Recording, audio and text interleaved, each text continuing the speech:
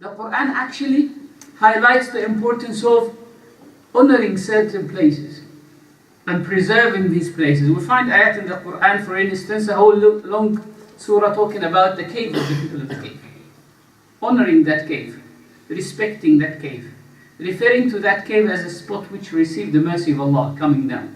يَنْشُرْ لَكُمْ رَبُّكُمْ مِنْ رَحْمَتِهِ. That was a spot which actually received the mercy of Allah coming down. And because it's a spot, there are so many caves out there. But of all these caves, the cave of the people of the cave is special because it received and it witnessed specific moments of people who were asleep and they were escaping from tyranny because they wanted to preserve their deen. Of all the caves around there, there is a cave which we call Ghar Hira, the cave of Hira, which witnessed the first words of revelation coming down. And of all the caves, if you look at Hira, what is special about Hira is not the size, because it's a very small cave. What's special about Hira is not that it's not the top of the rocks that is actually made of. People can climb to any other cave in the world, which is probably closer than Hira, but people take the tiredness and they make the effort to climb the mountain for a good 3 hours in order to get to the top of the mountain and get to Hira, because it is the point that received the first revelation. Same thing related to Ghar Thawr as well, to the cave of Thawr, that witnessed the mercy of Allah subhanahu wa ta'ala coming down to the Prophet sallallahu alayhi wa sallam. Sayyidina Ali ibn Abi Talib radiyallahu anhu wa arda mentions that when a son of Adam passes away, 2 points will cry for him. The spot where he used to prostrate and the passage of his good deeds from earth to heavens. These are 2 points that will cry for a person. Why? Because it will create this relation, it will make this relation, this individual relation with the person. And because of this, we have not ever heard in the human history of people destroying human heritage and disregarding what people have achieved, except the Tatars. It has never ever happened in the Muslim history, except at the time of Tatars. And some ulama even relate Ya'juj wa Ma'juj to the Tatars, and they say these are Ya'juj wa Ma'juj because the Prophet ﷺ said, وَإِذُ لِلْعَرَبْ مِنْ شَرٍ قَدْ اقْتَرَبْ. Like the Arabs have to be warned from this evil that is coming upon them. And that evil has come and it has destroyed the Khilafah. It has killed and massacred huge amounts of people. They didn't care about palaces, they didn't care about any human heritage. But look at the Prophet ﷺ on the other side. How he even honored the places which witnessed the existence of prophets. He mentioned salawatullahi wa salamu alayhi that in the night of Al-Isra wal-Mi'raj, he passed by Al-Kathib al-Ahmar, the red hill, where Musa alayhi salam used to pray. And he said, I was seeing Musa alayhi salam and his grave is there. I saw him in his grave, which is next to that red hill. He was praying inside his grave. And if I were to show you, I would have shown you his grave. Relating you to that places. We go one generation down, we'll find this honoring of places, this respect of places. Abdullah ibn Umar radiyallahu anhu passed one day on the back of his camel by a point in the desert, and he bowed on the back of his camel. So the Sahaba said to him, why did you stop at that point and you bowed? He said, I saw the Prophet ﷺ doing this because there was a tree. But that tree was removed later on. And they said to him, but there is no tree anymore. The Prophet ﷺ just did it. He said, I saw the Prophet ﷺ doing it there. So I wanted to follow his example in that spot. That they even mentioned that Abdullah ibn Umar radiallahu anhu used to carry water to a tree that was outside Medina, about 5 kilometers. And he would walk to that tree, water it and come back. And they said, why are you doing this? What is unique about that tree? And he said, that is a tree underneath which the Prophet ﷺ sat once. And I didn't want it to dry and die out.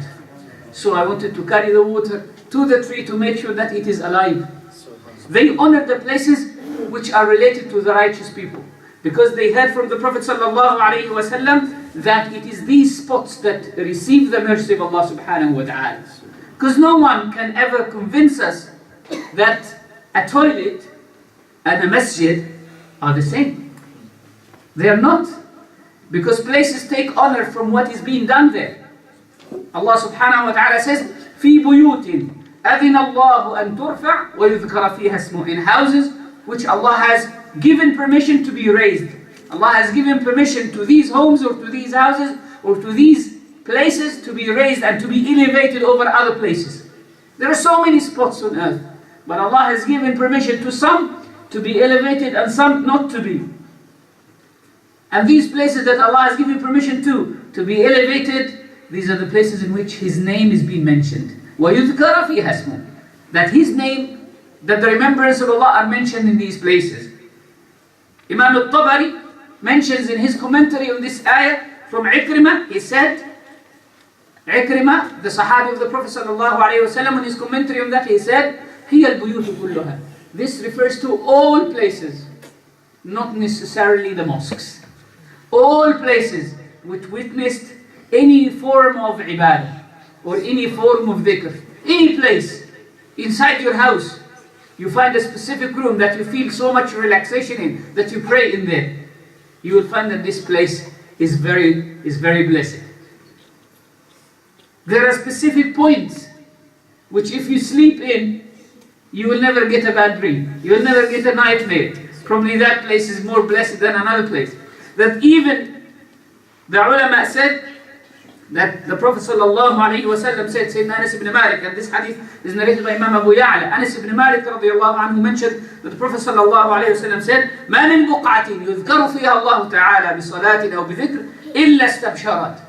That any point or any spot in which Allah subhanahu wa ta'ala is remembered, that spot of land gets glad tidings and is very happy. That spot in which Allah subhanahu wa ta'ala is remembered, it is very happy and very proud. من منتهى بذلك إلى منتهاها من 7 أراضين. All the way down. All the way down. This spot will be very happy and very ecstatic that Allah subhanahu wa ta'ala has been mentioned and specific ibadah has been done in that place. وَفَخَرَتْ عَلَى مَا حَوْلَهَا مِنَ الْبِقَاعِ. That it has pride over the rest of the pieces of land.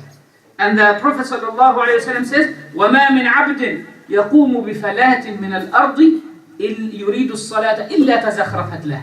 That if any slave stands in a spot of land, in a piece of land, you decide that I'm going to do my salah here, that piece of land gets beautified for you. Allah subhanahu wa ta'ala beautifies and prepares it. That Allah subhanahu wa ta'ala, as He said, أَذِنَ اللَّهُ أَن تُرْفَعْ. That this spot has been given permission that it will be elevated. Meaning that Allah subhanahu wa ta'ala will not allow any mosque or any house of worship or any blessed place or any school of learning or any zawiyah or any place which is used for gatherings of knowledge or any place which is used as a burial place for a righteous person except by His permission. It is as if Allah subhanahu wa ta'ala, the reality is Allah subhanahu wa ta'ala has chosen these pieces, has chosen these spots and given them preference over other spots.